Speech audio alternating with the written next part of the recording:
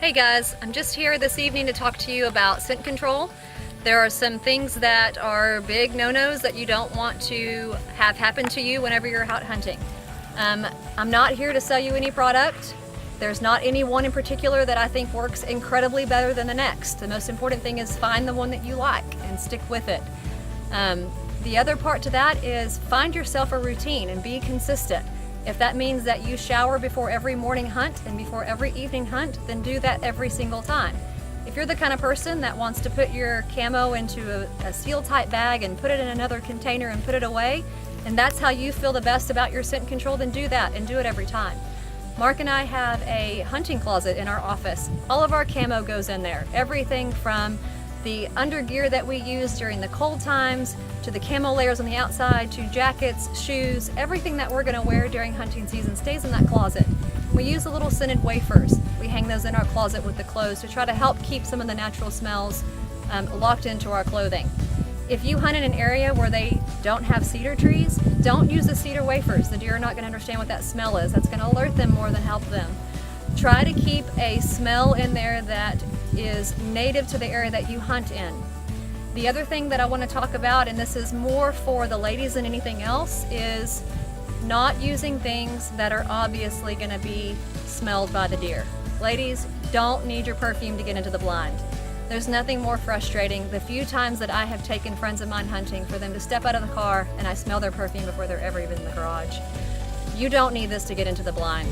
I know we all want to look good. We want to look good when we get in the blind. Not that we care what Mother Nature thinks about the way that we look, but we're hoping that when we get out of the blind, there's going to be a big animal there that we're going to want to sit next to and take pictures of. We're going to be proud of it. So sure, we want to look our best.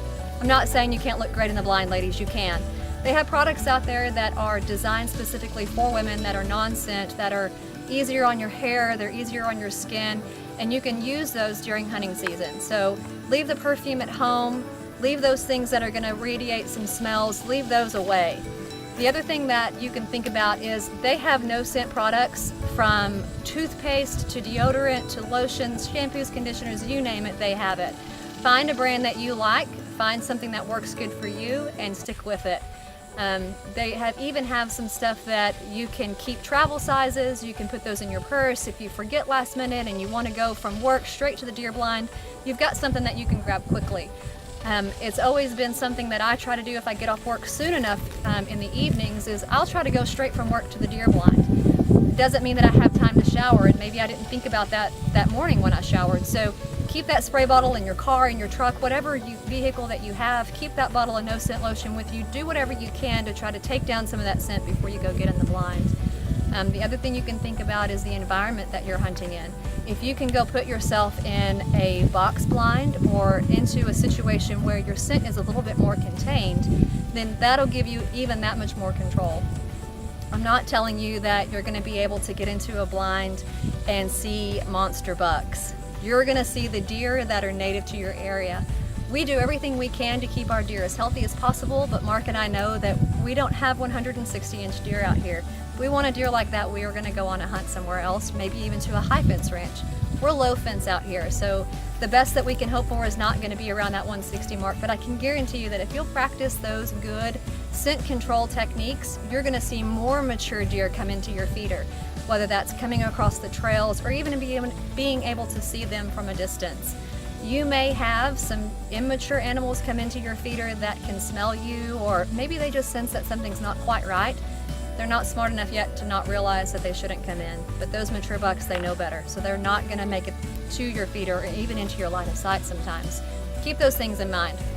The other thing that we need to talk about for just a moment is wind direction. This is something that's a little bit controversial, even with some of the guys that we hunt with. Make sure when you step out and to go get in the blind that you've checked the wind, and check the hourly wind to see what it's going to be doing while you're in the blind.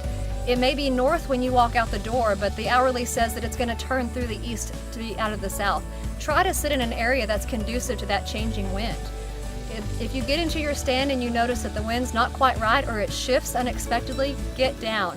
Go get into a different blind, maybe one that's a little bit closer, go across the way, sit in the other side, get yourself somewhere that you're not making your scent blow in the direction that you expect to see the deer coming from. All that does is alert that animal that something's not right.